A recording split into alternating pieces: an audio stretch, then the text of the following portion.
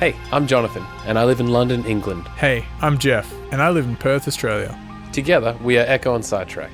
We produce music that sounds like this. And this.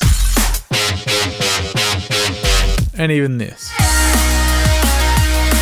This podcast is about music, creativity, and everything in between the giant space that separates us. Welcome to A Band Apart with Ekko and Sidetrack. A Band Apart is brought to you by Micrology Coffee Roasters. Coffee sourced from all over the world and roasted right here in Perth, Australia. They also make amazing cold brew, and you can find out everything you need and where to get the coffee so you can try it for yourself at micrology.com.au or via Micrology Coffee Roasters on all social media. The cold brew comes in casks, so it's perfect for like just chuck in the fridge and guzzle whenever you like. Check them out. This podcast is also brought to you by Short Order Burger Co. Personally, I think it's the best burger in Australia. There's one store on Hay Street in the city and a new shop in Fremantle. Go get a nice, tasty, wet one right inside. Welcome back.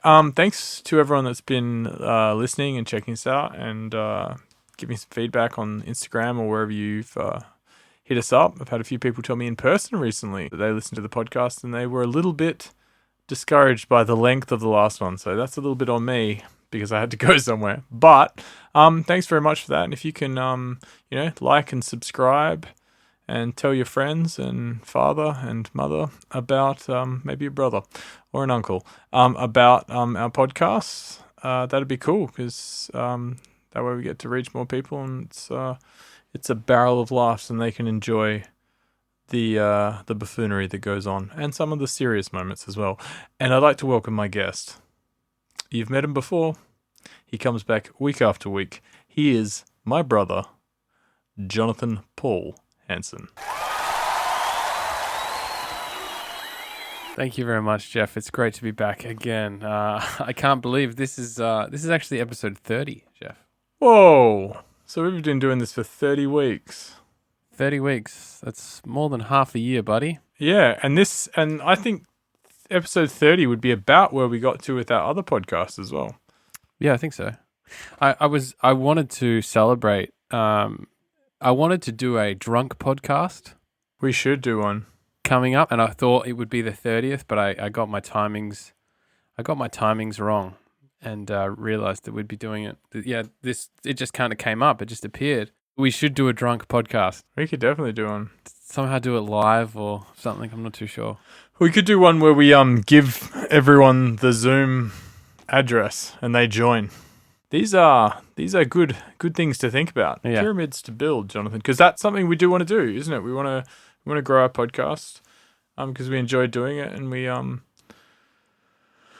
think it's an avenue that gives other people an insight into who we are, what we do, and gives something back almost. I don't know. I sound like I'm running a fucking telethon or something, but yeah, I think it's a good thing. So I wanted to talk about, I've been feeling over the last couple of days a bit ill. Ooh, ill as in sick or ill as in like the Beastie Boys talk about? No, like sick, but like not... Obviously, the UK is in lockdown 2.0. It's not as bad. But during COVID and during just this time, any sort of sickness kind of makes you think, "Ooh, what's this?" It's the virus. It's not the virus because I had COVID and I know what it's like. But this is a very mild. It's kind of odd. It's like the inside of my body feels like it's the wrong temperature, and I feel kind of maybe a bit like lethargic. They would be the two symptoms, but I've just felt it the last couple of days. That's called baking a chook disorder.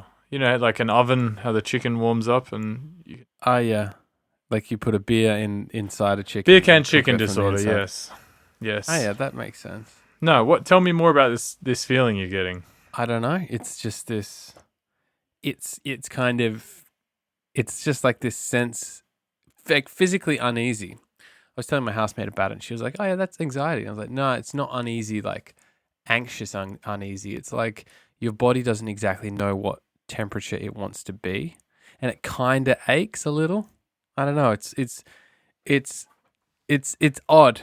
It's an odd feeling. That's really weird. You're basically describing yourself being turned into a potato from the inside. Yeah, I mean, I've always wanted to bake myself into a potato. And then reveal yourself and be showered in sour cream. That was your... Yeah. That's your goal for the 50th episode? Yeah, that would be the goal for the 50th. I mean, that's been a goal of mine for at least the last 10 years. But maybe that goal is being achieved by my body subconsciously. And it's just baking itself inside the potato skin. My skin in this scenario is the potato skin. How is your skin with all your skincare products? Is it turning into a rough potato-like feature?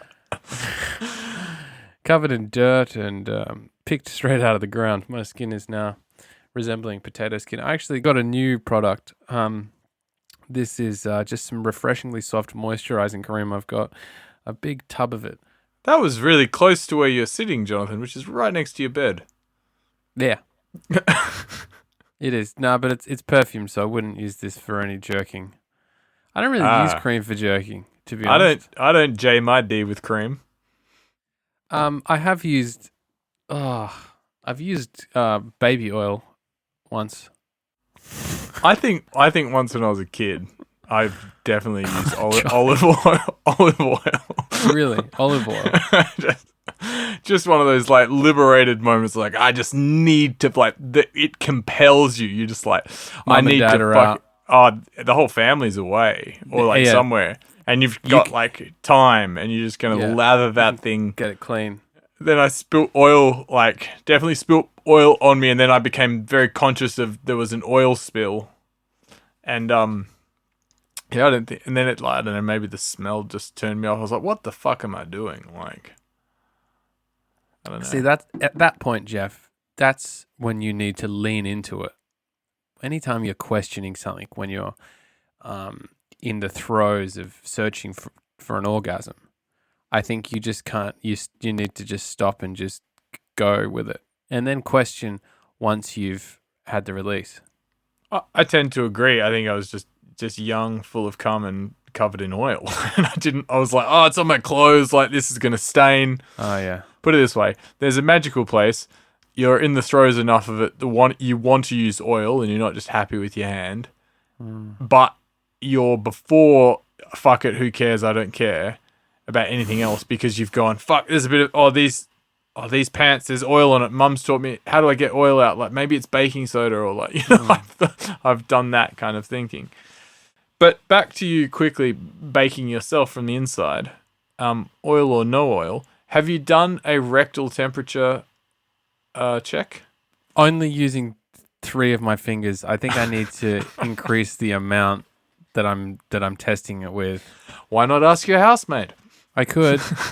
She's got small hands, so maybe she could get her whole fist in. I was going to say it'd be weird because he has a girlfriend. Oh. That would have been a better joke. No, I haven't got a temperature. Fuck, it's happening again, John. I'm heating up. Take the jumper off. I'm wearing the jumper. You're hot. I'm baking you myself. get hot. It's getting hotter in Australia at the moment, so just don't wear a jumper, bruv. Yeah, no, I don't have a temperature. Like, I would be much more wary if I had a temperature, but it's like, I don't know, it's this kind of heaviness in the back of the eyes. Are you tired? I didn't sleep well last night, but I did go for a run this morning. What were you dreaming of? Yeah, I don't know. I just think it's like a body temperature regulation issue. Because I did get quite hot last night. I slept with my window open. Well, that's an interesting thing as well, because you'd have like central heating and now central heat and now you are like, right, Yeah, but the heater doesn't work in my room. I've disabled it. I haven't disabled it. I just haven't turned it on. Well, I don't know. This is It's odd. Keep me posted, though. Yeah, I don't know. I think it's just like a little bug, like a little, I don't know, there's just a little bug going about. How much garlic are you going to eat? You know what, man? I haven't fucking eaten raw garlic since I had COVID. That was Well, you know what to like do, that was buddy. a thing we kind of did a lot of. Yeah, when we're on tour or just when we're feeling even the slightest bit. That's like a good the start idea. of something. I've been hammering vitamin C and zinc and all the supplements and probiotics and all that good stuff. It's a good idea. I got myself a new probiotic the other day. Oh yeah? Instead of being a bacteria, it's a yeast. So it's just a different kind of thing. So it's made actually a lot for like treatment of things. Like because it will stain your stomach and bowel and stuff if you've got like diarrhea and a bunch of other stuff. But really, it's just like I just have it every few days and it's a good regulator. I'm just trying it out versus another prebiotic that I've had. But I've also been enjoying a little bit of natural yogurt in my smoothie. And I find that is another nice way to keep things, I don't know, I can feel when I've got a bit of a shitty microbiome going on. Yeah, no, I think I'm the same. I've recently bought some probiotics and I've just been trying to eat interesting food. You know, Food out of the bin and stuff. yeah, I'm getting most of my sustenance from the food waste bins of people in my street.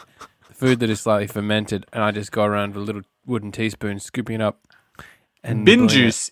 Bin juice is the real kimchi. A shot of bin juice every morning.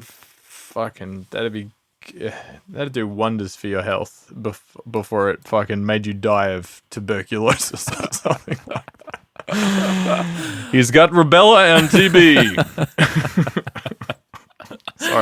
Sorry to anyone that has had rubella or tuberculosis or scurvy. Oh yeah, Johnny, you say something. I was just going to say, in Aubrey Marcus's book, Own the Day, one of the things he talks about is just eating interesting food, have an interesting lunch. Yeah, So I've been trying to do that. that's a good Do that a idea. bit more. But yeah, sorry, no, go on. You were going to say something. Just saying scurvy reminded me of you met someone that had scurvy. Or am I making that up? Fuck. Yeah, I did meet someone that had scurvy. Fuck, man. It was 1868. We were going through the Caribbean. No, was it when you were traveling in 2011? God, honestly, I can't remember. I can remember telling you that I met someone that had scurvy. I'll tell you what I remember. Okay, cool. You were traveling with some people and you met.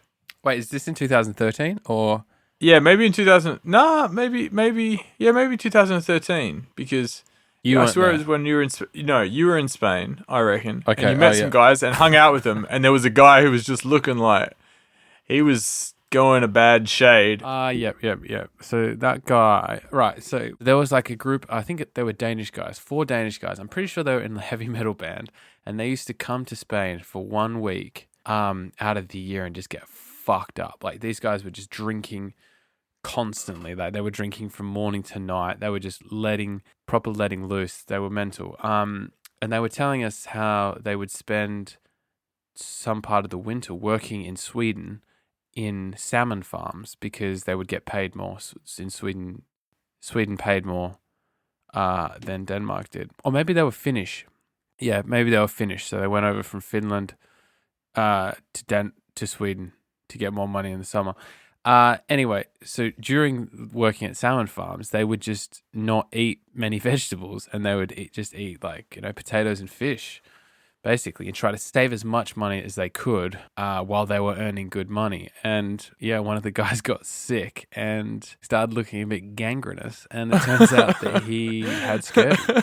Scurvy is such a easy treatment, just have some vitamin C. It means you're vitamin C deficient. And I thought it was, I don't know, I remember talking to you about it because it was like an old world disease. And we love a bit of old world diseases like consumption and, someone being stricken with a disease from yesteryear. Yeah, that's exactly the word that I was thinking in my head. Brotherly telepathy. Have you been sleeping well, though? You mentioned that you didn't sleep well. Yeah, and yes and no. Like, I think because I work at night. I mean, I've stopped working for a little bit now, but I think I'd get home at like 11:30 and wind down and start reading, and then I'd get to bed at like 12:30, and that's just a bit too late for me. Have you taped your mouth again? No. Do you want to tell the listeners what you did? Yeah, I taped my mouth shut because basically Jeff thinks I have sleep apnea because I would make those kinds of noises. And I would sometimes complain about being more tired than usual, even if I felt like I had a good night's sleep. I listened to a podcast. The breath guy with Joe Rogan. That's right, the breath guy. I was going to say it wasn't the Matthew Walker sleep podcast. It was more recent than that. Joe Rogan did a podcast with a guy about breath work and breathing and how important breathing was. And he taped his mouth shut, forcing himself to breathe through his nose at night. And he said it was beneficial. So I tried it one night. And it was fine. Maybe you tried it one night? Yeah. Maybe I should do it again. I've got something to reveal to you, Jonathan. Is this a live reveal? It's a live reveal. Okay. I have been taping my mouth shut for about the last 20 days. Wow. Just when you sleep? Sometimes when I go to work as well. No, just when I sleep. Yeah.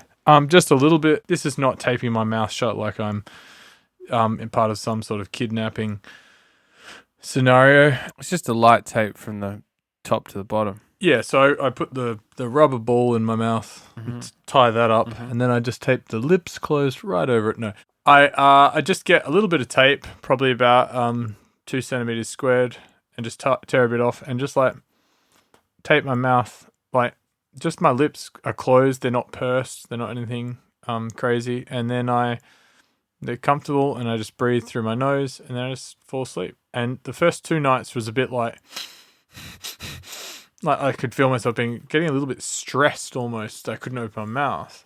But now I think I sleep way better. And I'd say 8 out of 10 days I will wake up and the tape will be still there, and sometimes the tape will be gone, or I'll get up in the morning and like I'll like forget the tape's even there, and I'll like get up and like go to open my mouth and be like, oh yeah, that's right, and just like lightly remove it.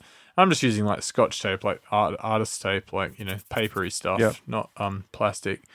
And yeah, it's just the front of my mouth, and I think it's genuinely helping.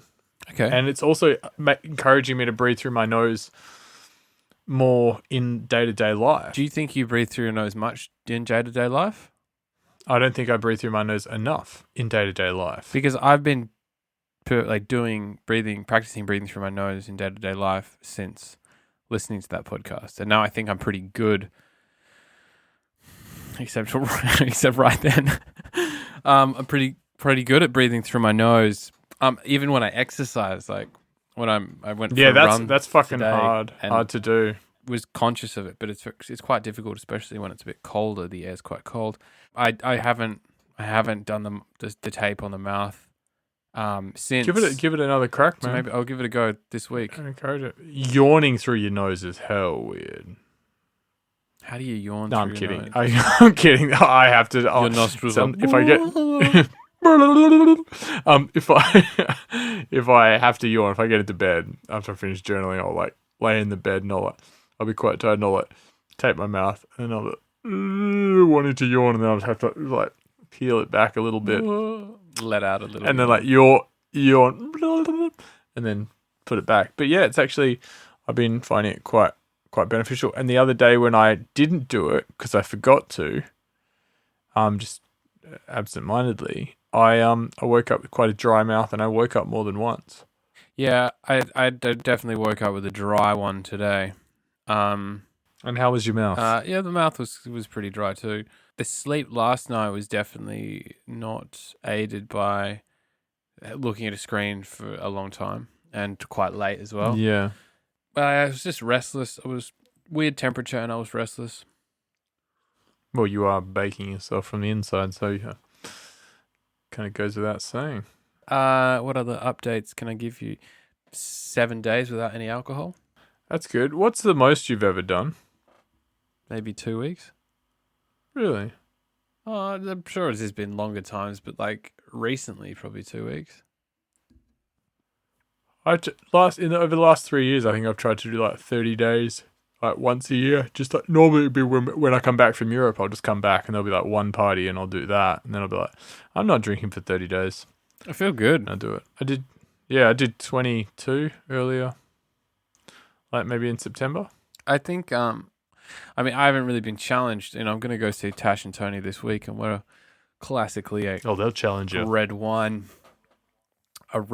trio, if you will. But it's not. It hasn't been too hard. I had some non-alcoholic beers the other night, and it was fine. Yeah, that's a good little workaround, I think. So you can be social, feel like you got something in your hand, still like, yeah, it's a good move. Good on you. How are your goals and plans and schemes going? Look how much water he's drinking, people.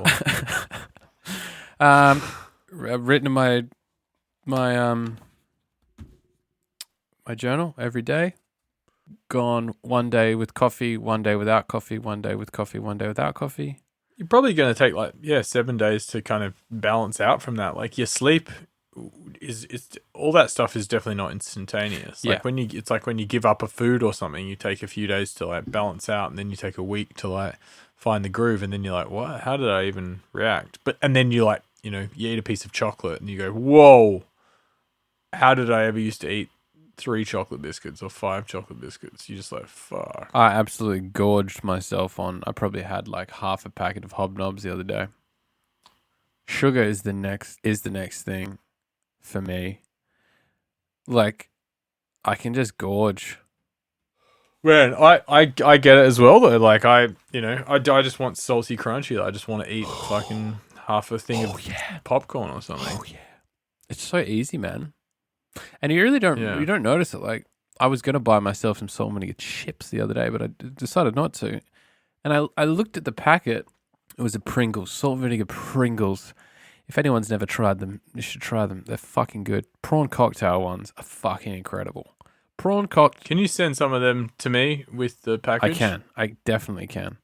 Tempted by the salt and vinegar, but decided not to, and felt better for it. Reading the back, there's so much garbage in there, and it's so easy just to knock back a whole packet.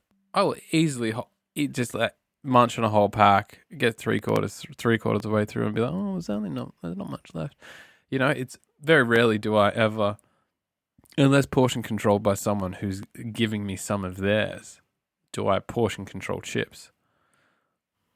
It's difficult. Salty, crunchy. Like, I ate some cheese popcorn today. Cheesy popcorn.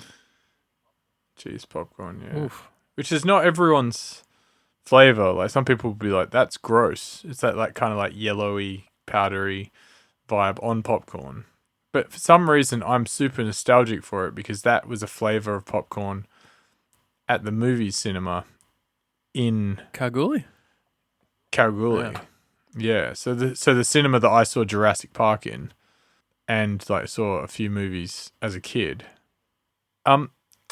I starting last week, I set some goals for myself to do by the end of the year. Or at least like started to think about them, and I need to finalize them this week. But one of the goals was to do a bit of a music audit on the music I've written this year. So I'm working through the way we catalog our music on our studio computer is, we give it a name and then what month it was in.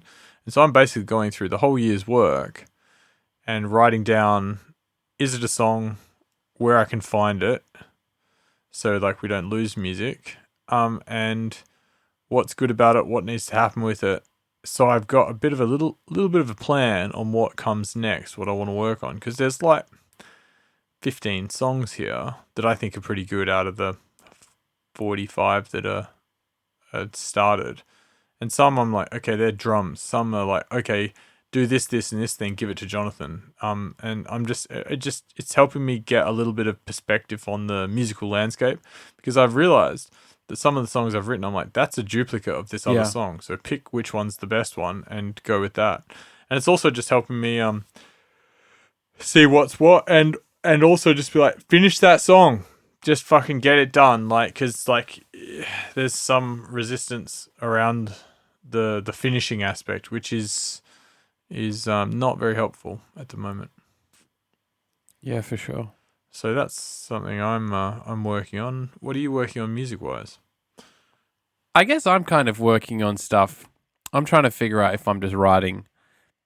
You know how there's like often there's songs that we need to write and we try to write them over and over again. I feel like I'm writing. Yep. I feel like I'm writing a song at the moment that's kind of trying to get out of me this certain type of song. Yeah. And I feel like I wrote yesterday the most interesting version of that song. That's cool. Towards the end of the session yesterday, I started to add some elements in there that made it sound like another demo that I had sent you, and I was like, no, like I'm not going down that way. Like I need to go more in a kind of obtuse direction. Yeah, I'll follow the original thread rather than making it more like something else. So I'm just gonna try to. I want to get a demo over to you tomorrow, basically, and just let it go a bit. I don't know. It feels like I need to. I've worked on the drop, and I need to work on the actual song. So I'm gonna strip everything back just to piano, and see what it looks like arrangement wise, and then let that dictate the rest of it. Because I've got a cool intro 16, and then I've got the drop, and then that's kind of like a 32 bar drop, usually unlike a 16 bar drop, which we usually do. And it still feels like it's this evolving idea in my head. Yeah, keep honing it, man. And the idea to just boil it down to a piano is a really good idea. Like a few people have given us that tip over the years, saying like, turn everything off, don't get lost in the minutiae of the production. Is it a good song? So maybe something, can you play it on guitar? Can you just play it with the piano? Like, does this kind of work? What should it do next? Yeah. And also, do you want to hear it? Like, I don't know, I was listening to some demos, all the demos we've written this year. And I'm listening, I'm like, do I want to hear this song?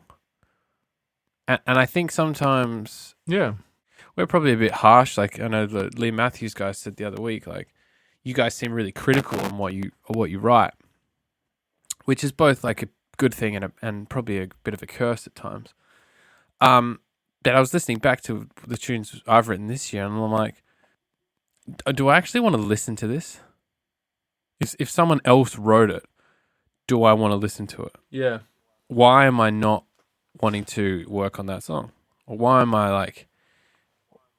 Because maybe it's just a bit shit, and exactly. That's okay. On to the next one. Don't holding on to the I wrote a note the other day, like, there's something I've spent like, a good 6 or 7 hours on, and I don't even think you've heard. And I just like wrote a note like, just the drums in this song are good. Yeah. So delete it and call it just drums. And then next time you want some drums to start with, open that project or bounce out the drums. Yeah. But don't get married to this idea that, anything can become a song. You can turn like, anything into a quote unquote song. But whether or not it's an actual piece of music that's worth listening to, that's going to have some longevity, is a completely other thing. I was thinking the other day that I believe The Last Samurai is one of my favorite films. And if you haven't seen The Last Samurai, I'd advise you to go watch it. And I was trying to figure out why I think The Last Samurai is one of my favorite films. Yeah, I'm open to this idea because I don't think it is, because I remember you just always telling me to watch it, and then I watched it and I was like, yeah. And then I watched on the weekend Legends of the Fall. Oh, Legends of the Fall is a big tune. One, Anthony Hopkins can act his motherfucking ass off. And That whole cast is excellent. They really smashed that one out of the water. Same director, Edward Zwick. Made Blood Diamond 2. And that's Blood Diamond, also not the sequel to Blood Diamond 1. Which hasn't been released yet. Oh, but that's going to be great. They should make, if they were going to make Blood Diamond 2, they should call it Blood Diamond 2, the Ruby, the Gemstone of Osiris, or like... And it's more like the Mummy, but it's got Danny fucking Archer. Danny Archer. But it's like when he's younger. Like when he's like a young Indiana Jones, but with a blood diamond. Sapphire of Osiris is mine. And it's got Billy Zane as like an older evil guy. Yeah. You'll never get the Diamond of Osiris. But it's not Leonardo DiCaprio who plays the role of a young Danny Archer. Danny Archer. Egypt is fucked, man. It's basically the same movie. It's just translated 30 years earlier. T-R-E. This is Egypt. Who plays him? It's got to be someone that's big, right? This film is being made for less than $5 million. Shot on set in Arizona. Fuck. I'm only thinking of like A-grade actors, like James. Maybe young Franco. James Franco's little brother would be pretty good, but he's too much of a star. Oh yeah, maybe it's a passion project for him because he knows the director, or his I reckon like a guy from like Suits or something. Yeah, like, just like a fucking TV actor, a big TV actor. And Billy Zane is the tent pole. When Billy Zane is your tent pole of your film, especially now, you know, man, like Billy Zane is like Brendan Fraser, who's one of those like Hollywood leading men that just got lost. But man, I found out the other day why Brendan Fraser kind of pulled back from acting. Go on. He was sexually abused in 2003. So this is before like the Me Too movement really got started. And it wasn't Weinstein, but it was between Mummy 2 and I 3, think so. Perhaps. But yeah, he had some something go down, and he just pulled back completely from it. And he just started, I think it was 2003. Let me just double check that before I start claiming what year. His self-worth took a huge blow when he was sexually assaulted in 2003. I was right. The perpetrator was Phil Burke, a former president of the Hollywood Foreign Press. Oh, it's a big deal. Yeah, he grabbed his genitals. But he was afraid of the disclosure would destroy his career, and then he became depressed. I think that's like a massive part of that whole, you know, some people might be like, oh, well, if someone grabbed my genitals, I wouldn't have not much of a problem with it if they're a guy doing it. But I think the power, the fact that someone does something to you that you didn't agree with, but then you can't really talk about it, that's the kind of like the psychological effect of that is massively damaging. Yeah, that's the whole thing with rape culture and that kind of thing, be it male on male, male on female, whatever, however, most commonly male on female. But it's like, I know you're not going to say anything, so I can do what I want. Yeah, which is fucking gross. Like would leave people with a sense of helplessness. Yeah. Yeah, Brendan Fraser. That's what kind of caused his career to decline. I think Billy Zane just fucked it, eh? Yeah, Billy Zane. I think Billy Zane just fucked. I think he was always just someone that was like On the fringe. On the fringe. But that said, man, he might be. Billy Zane could be one of those guys that's like, did a few Hollywood movies, then just got out and he just does cool stuff. He doesn't. He just hangs out and he's like, I make good money in residuals and I go and I'm in plays and, you know, whatever. Yeah, I mean, it's funny. You Google Billy Zane and the first thing that comes up is, why doesn't Hollywood cast Billy Zane anymore? Yeah, I mean, he's doing a lot of films at the moment. He's making a lot of stuff. And I think he's even playing himself in some things. So, like... Is Blood Diamond 2 in pre-production yet, or...? Probably no, not. Blood Diamond 2 is not in production, which sucks. If you've got a script for Blood Diamond 2, send it our way, and we'll send it directly to Billy. Who, Jonathan, you know Cameo. For listeners that don't know what Cameo is a service where you can, like, you know, for a certain amount of money, you can get in touch with a film star or an actor. You can't get in touch with them. You can get them to record a message for someone else. Yes. Or for yourself, whatever you want. And who is your person? Yeah, I want two. I want your person you'd love to receive a message from, and a person that you think would be super shit to get to record a message for me. That would just be hilarious. So, who would you love to get a message from? I'd love to get a message from Brendan Fraser. What would you like him to say? I want to help him. You know what? I don't want a message from anyone on Cameo, because at the end of the day, not someone I really liked, because at the end of the day, I'd be like, you're nearly there. Like, are we friends now? I would want to be friends with them. And especially someone like Brendan, who's clearly going through a rough time. I would want to help him and feel a bit sorry for him that he'd gone on Cameo. Yeah, he's like looking past the camera and like reading the like, Jonathan, it is your birthday, and it's really great to see you. I love you. And he's like, it's fake interaction from people. They don't give a fuck. They don't. You just paid them, you know, in Brendan's case, you know, $35. But I did see someone got a Cameo. I think Dylan got a Cameo for Aldo. Or did I dream that? I'm not too sure. Someone of the We Know got a Cameo for someone else, and it was actually quite cool. Maybe someone from The Office or... Yeah, hi, I'd like a plate of big tunes and a serving of piping hot bangers on the side. Perhaps. I don't know. That's vague. Okay, so who'd be the shit person that you'd reckon it'd be real funny to send my way? Like Toadfish from Neighbours, maybe? Or like just like a shit Australian celebrity that you didn't fucking like. Maybe like one of the second lead actors from Water Rats. G'day, mate. It's Gary Sweet.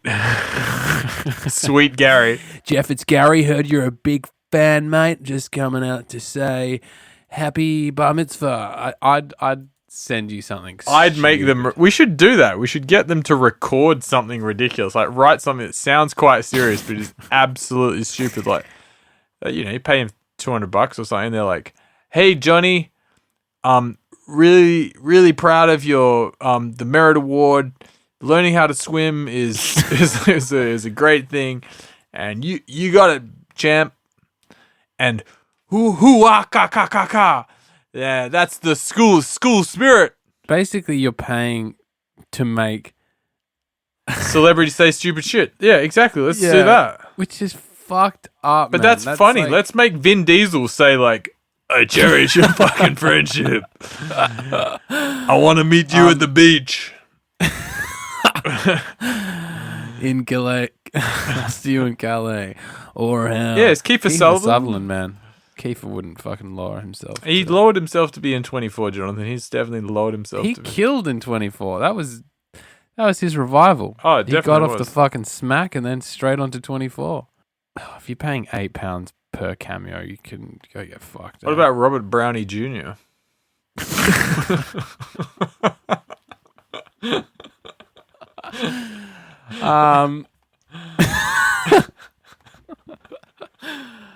Any of those Marvel guys would cost a shitload of money.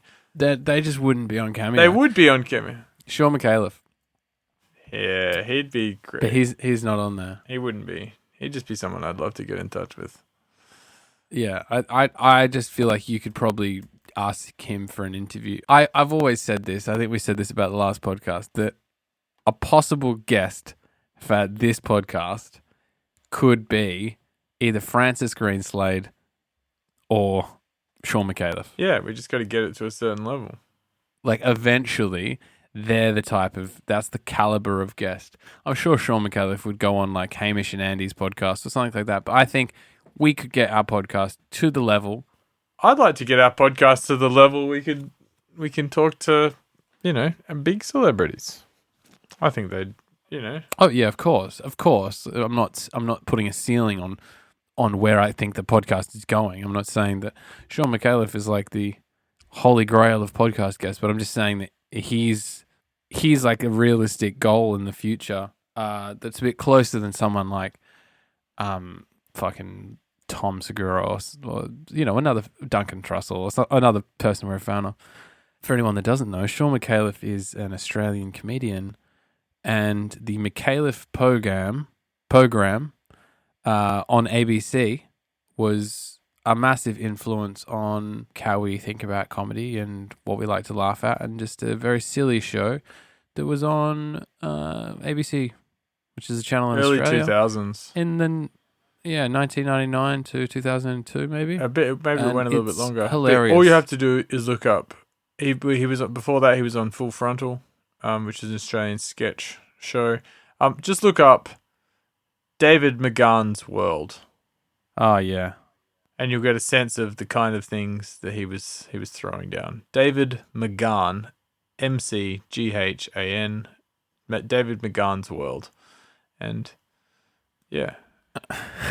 and enjoy from there on in. He's a hilarious guy, and he's a lawyer and a very, very smart guy. He's gone on to have several other shows, and he's a clever gentleman. A pretty funny cameo would be. Are you actually on the site? Yeah, I'm just like looking through some of the people, and it's just like, oh man, Dean Cain. Dean Cain. Dean Cain. I'd make him say, "Believe it or not." I'd make him say the line from Matrix.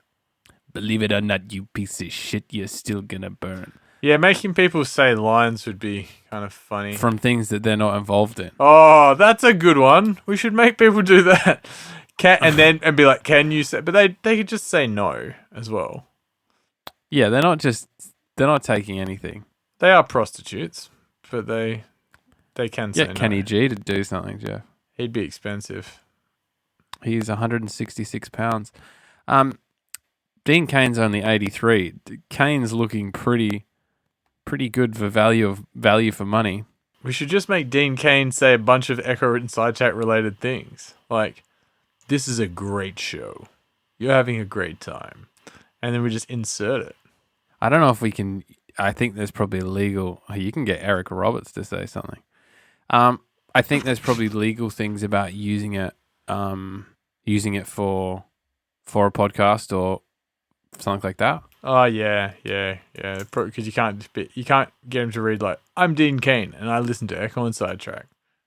Yeah, no, because that's like endorsement, and I feel like that would be very. I don't know. There's probably legal issues around that, but maybe we can investigate. Let's do some investigating.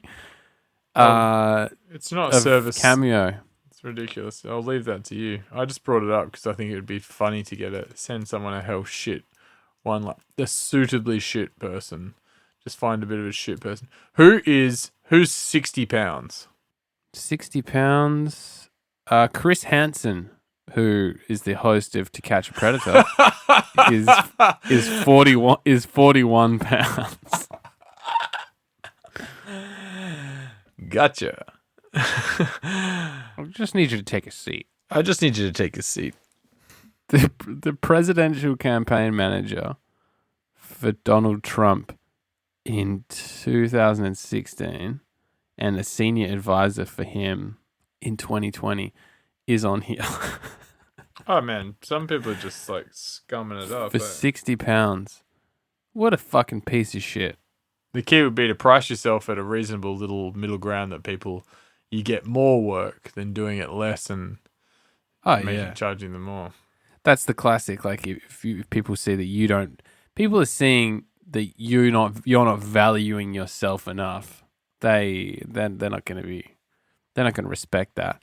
I see, if you got to talk to them for 5 minutes, that would be interesting. Jeff, you get Brian Callen for £83. Yeah, I know Brian's on there. I'd love him to say something. But then again, I want to meet Brian. I don't want him to say something to me, and then I'll be like, well, I know you're not really. I know you're just reading it. I know you're just acting. He doesn't know who you are. He doesn't know who. He doesn't know that I like him. No. And that I miss him. That's the thing. Like, you couldn't. If you got like a 5-minute conversation with them, that would be interesting. Yeah, but then if you got 5 minutes, you'd want that 5 minutes at the end of, like, you'd want a timer to come up and then be like, hey man, like, oh, here's my number. Give me a call after this. Yeah, I made a friend. Yeah. You'd be like, try and make a friend with a celebrity. Like, do you know how exhausting that would be for them? Like, oh, you're on a Zoom call. Like, you know, some people do like meet and greets on Patreon with their fans. Yeah. Can you just imagine meeting if you were at a big level and you're meeting fans and they were just like, we're just like doing a hangout, like one-on-one hangout.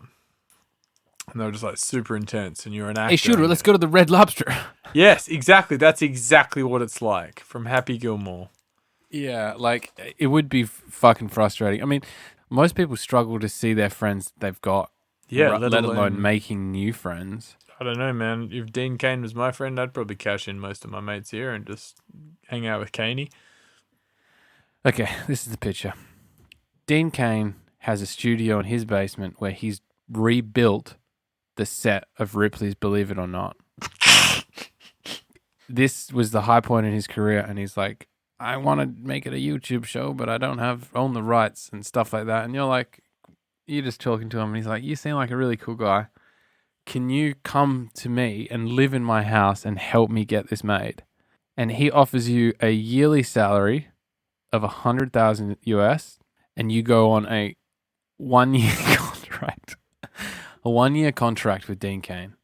But you have to live in his house. I'd say Dean Cain wants to fuck me, and we're just going to put an end to that. Would you let Dean Cain fuck you for $100,000 though? Believe it or not, Jeff.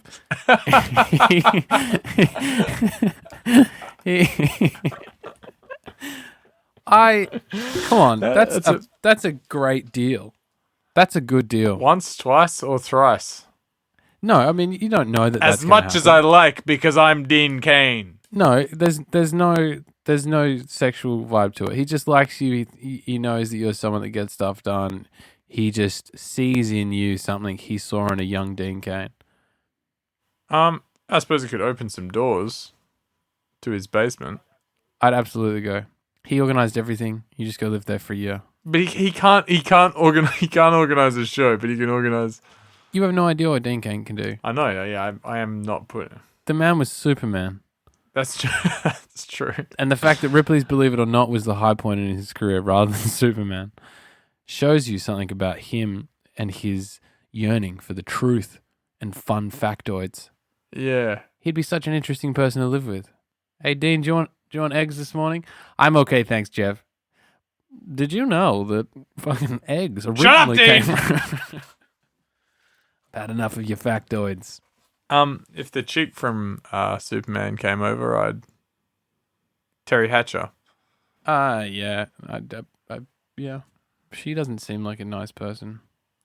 Yeah, I don't know. Maybe Dean Cain isn't enough. I don't know, man. There's something about his eyes that just screams, I'm a nice guy. And, like, you could just fucking fuck off somewhere else in LA and become friends with Callen. Or... Cain's got you strapped to a... No, and it's not like that. You're not like a prisoner in Dean Cain's basement. False reality. You're like... You're living your life. You're just living with him. Living with Cain. Nothing weird. Living with Cain. Caning it. That's a reality show. Caning it. Absolutely. Oh man, that'd be so cool. What's a reality show that you'd watch? If you went to LA and tried to get the Please Believe It or Not rebooted with Dean Cain. Oh, this is a nightmare. Like, just like me on camera just trying to make things happen. So like, funny. this is really difficult. This person has no experience working with the LA studio system, doesn't know what's going on, and is now pitching a copyrighted show to a network. I just need a meeting. Yep, Dean Cain's here. No, I drove him. People don't. The problem is Dean Cain's been to all these meetings, so he needs a new face. Yeah. Of the pitch. No, I think. I mean, I don't know if this is reality television, but like the Great British Bake Off, I'd probably watch. Sorry, you broke up for a second there. The British Bake Off. The British Bake Off. Michael's Bacon Burkoff. Michael's Birkenoff's greatest hits. Yeah, I would. But that's not really reality TV. No, that is definitely reality TV. What appeals to you about that? I don't watch television, so I don't know. I mean, I don't watch television either. I've watched clips of that show. Noel Fielding's funny. He is funny. And baking, is he like on baking and cooking. Yeah, he's one of the hosts. I didn't know that. He's like, baking and cook. It just seems like a not so competitive. Like MasterChef is all just wank. And lies, yeah.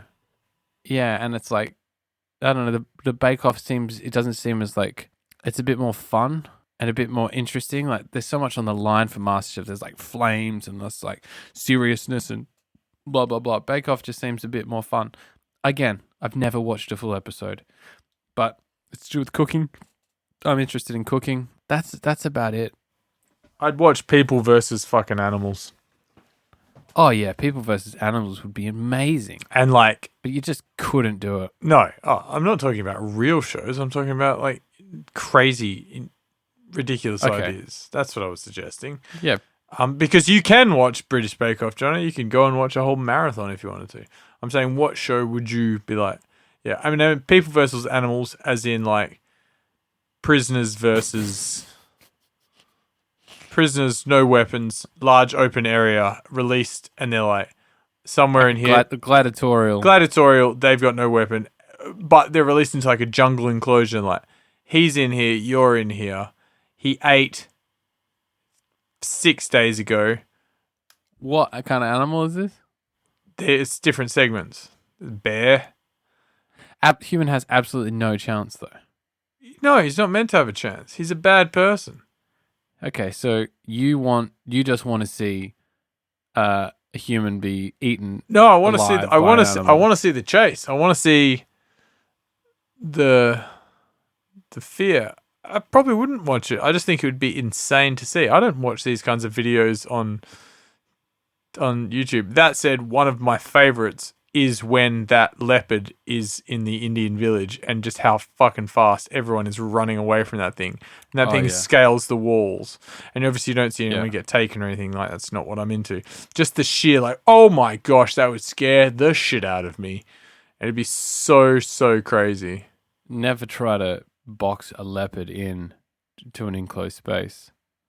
And you can see how wild an animal really gets when it feels like it's cornered. Oh, like all those videos recently of the mountain lion. Like that move that the mountain lion makes in that guy's camera is something I've never seen in my life. You think a wild animal, it goes like, I'm being wild and attacks you.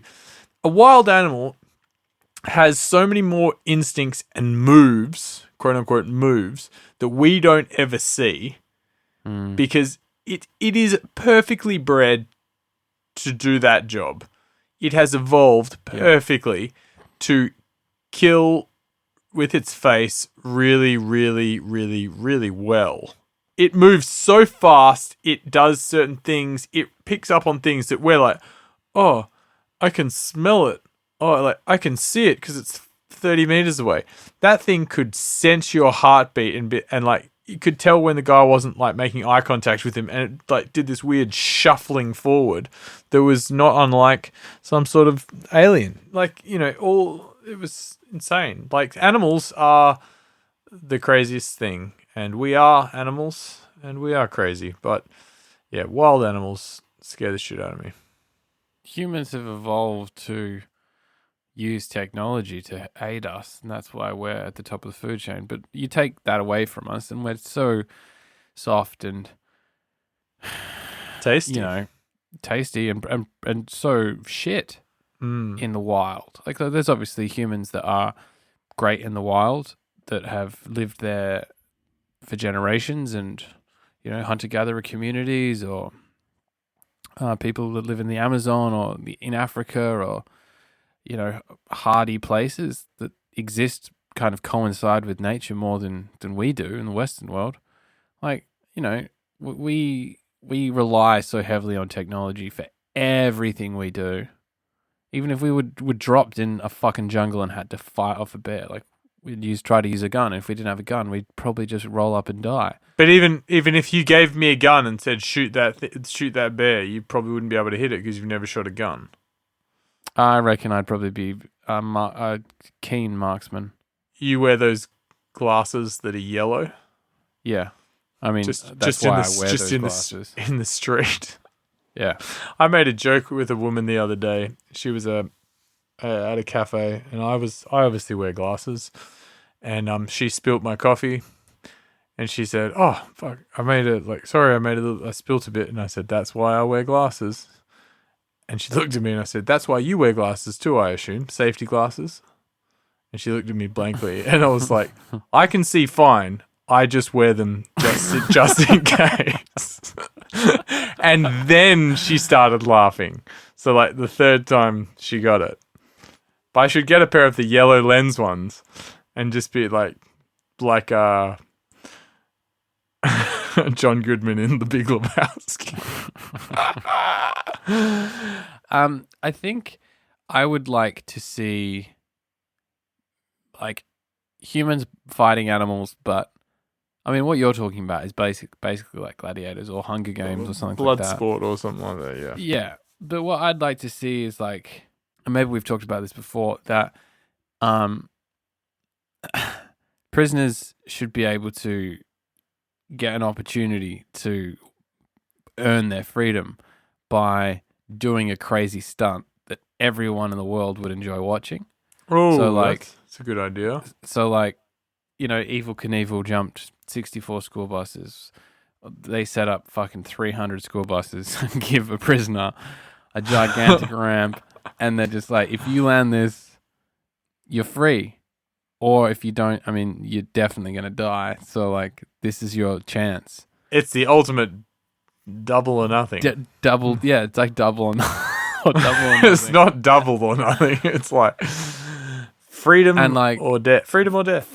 Freedom or death. That's what the show is called. Freedom or death. And the stunts aren't impossible, but they're mathematically calculated based on the severity of the person's thing. Like, yeah, if and then every episode there's one that's like, this is a 99% chance that he will pull this off. He's a double murderer. We don't want him on the street, but he's done it. And then as the act is going, then the scientist comes out and goes, turns out he's never going to do it. He can't even make the distance. This man's dead. And then you'd see him die. There would be three stunts per show. And you watch the build. You watch the build up, like watching them get prepared for it. Yeah, get ready. I'm a long time gang leader, but I feel like I'm back. I'm all right now, and now I'm gonna like backflip over this thing and then fight a gibbon. They say I got a 60% chance of living. Can't wait to meet my family on the outside. And then there's like there's always like a low level, almost like on Who Dares Wins. How there was always a bit where Mike Gibney would just go to a shopping center and have Mike Whitney. Whitney. Mike Whitney would have $50 on him and was like, I dare you to put your left foot on your right foot and fucking do a spin or do something. Just like, stupid. So they just go to the prison yard and then like, they're like, no, you get $200 for the commissary if you can. No. You still get freedom, but the dare again is relative to how severe it is. So if you've got like a non-violent drug offense and you're in there for 3 years, and then you have to jump off the roof onto a moving car into a seat or something, or like something that's And just that's not how you get your freedom, like the movie. He's gone. That's going straight to his house. something that's not going to kill you. Essentially, Yeah. that's Basically, guaranteed to kill you. we're talking about fear factor for felons. Fear factor for felons. Based upon stunts, and most of the stunts are not doable. That's well. And they're like, Maybe it's for death row. Maybe so maybe Death instead of just row, for felons, yeah. it's for death row people, and they get off death row. yeah. And if the stunt's fucking insane, then they get probation or something. It would obviously be highly unethical to allow. I feel like this is natural born killers too. Yeah, to allow like a multiple murderer the chance for freedom, but Now he's gonna motorbike out of the helicopter. Oh, he's been taken in the blades. But that said, do you know what the weird thing is? I mean, to continue to take the ridiculousness even further, the double murderer would somehow become someone that he becomes an anti-hero. Like you start in the show, you're like, exactly. oh man, he's been training pretty hard. Like he's like learning how to ride the motorbike, which is like, and then I'm going to jump from there onto the horse, and he's like training with the horse, and he's like, I love being outside. This is so much better than solitary. And you're like, man, I'm like, you learn some of his story. Maybe one person, maybe there's like a person wrongfully accused. Yeah, that's wrongfully accused, and he's like, And he's warming up the motorbike to do his jump, and then they go, you've been wrongfully accused. You don't have to do anything. You just get your freedom. Yeah. There's so many avenues for, little great storylines. But then most of the time it's just a piece of shit person doing a stunt that's going to lead them to die. But doing it really badly as well. Yeah. It's just like, he's going to go off the jump. He's missed the jump completely. That video you sent me, tagged me in the other day of like the chick riding a bike into the bike jump, going into the river. And she just fucking slides out and just hits the jump. Man, it's like the bike collapses beneath her. But the best thing, you have to, if you haven't, Johnny, watch that video with sound. Oh, yeah. Because the guy says, oh! No, he goes, you got it! Just before she falls off. Everyone's like cheering, like, yeah, you got it! And she's, it's so good. But it would be like that, except times 1,000. Like, jump, like, motorbike down the pyramids without a ramp, or like, it would just be insane. I think that's a good idea. Would it be enough to get views on? And again, unethical views. Like, YouTube channel is like felons fear and freedom, and it's the show that's on there, and it racks up like 100 million views, and it gets a shitload of ad revenue, but none of that money is paid to anyone, and like it's like.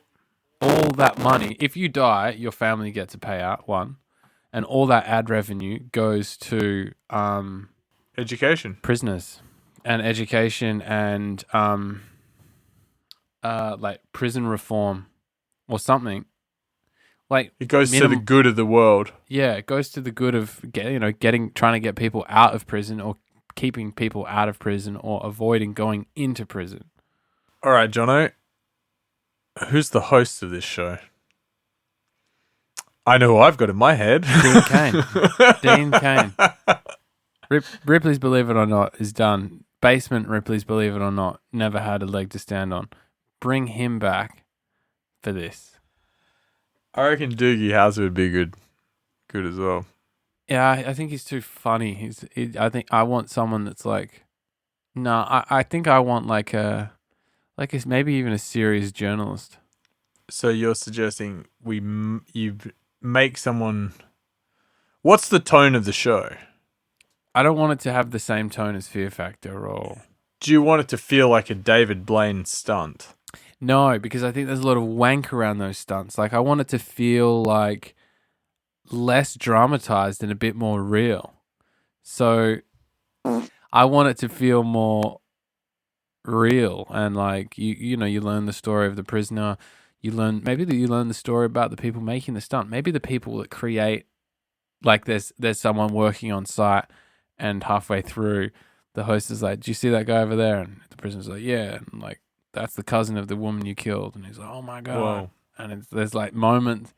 So it's a bit like Mythbusters at times. Yeah, it's kind of a bit myth-busty, but Mythbusters. without the narration, and all the narration is done by the host, and he's like, you also get his tone on it. It's almost like I reckon Patrick Stewart should be the host. Louis Theroux. Louis Theroux. It's like Louis Theroux documentary mixed with Fear Factor.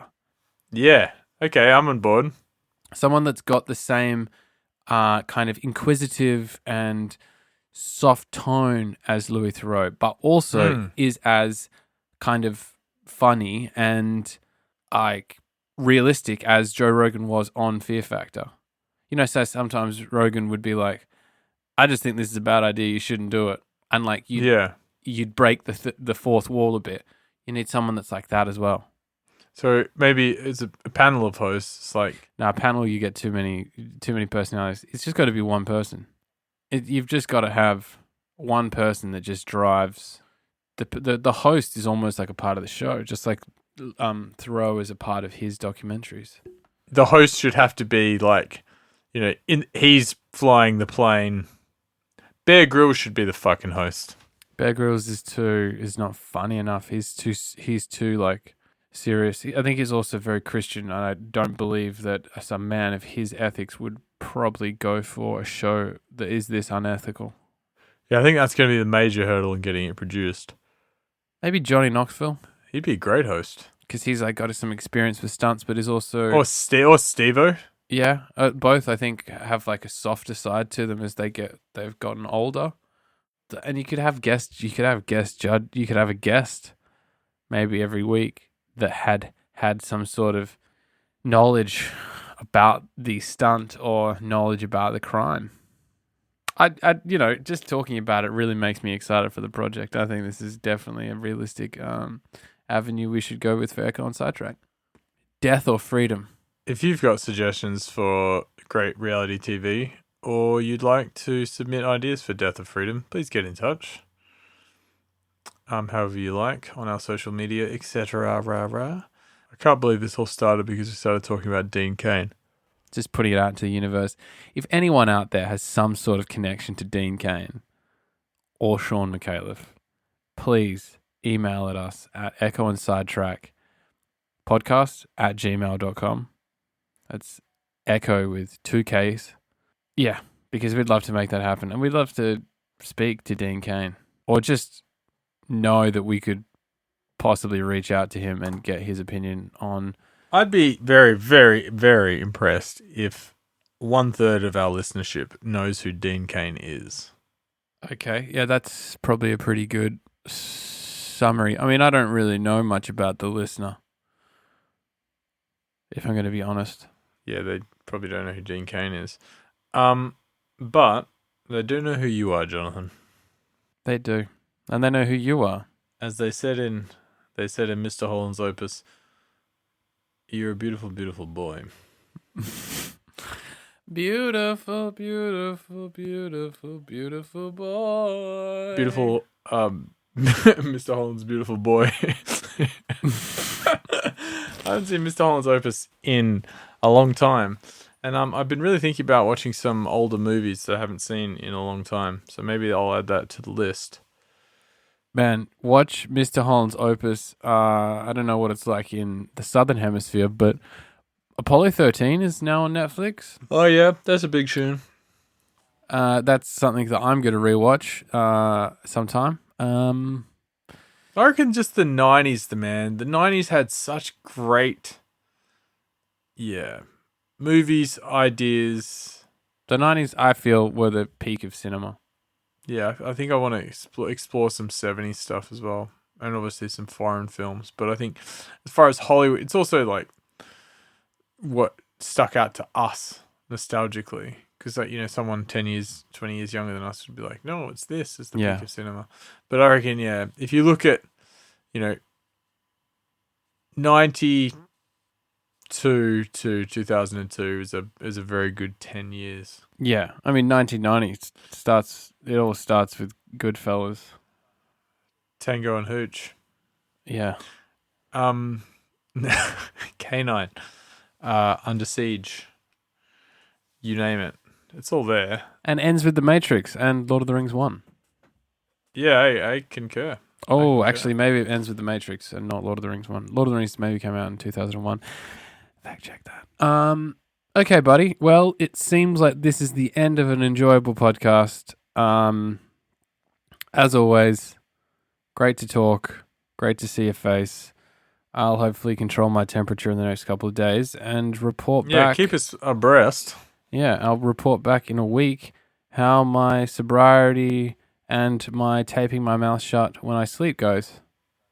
Oh yeah. I'll keep you posted on that kind of thing, and yeah, maybe I can make some goals and finalize them and report back on what I'm doing as we lead up to the end of the year and a release of some new music and yeah, some more shows and things like that. So yeah, exciting times ahead for the people of Planet Pendulum.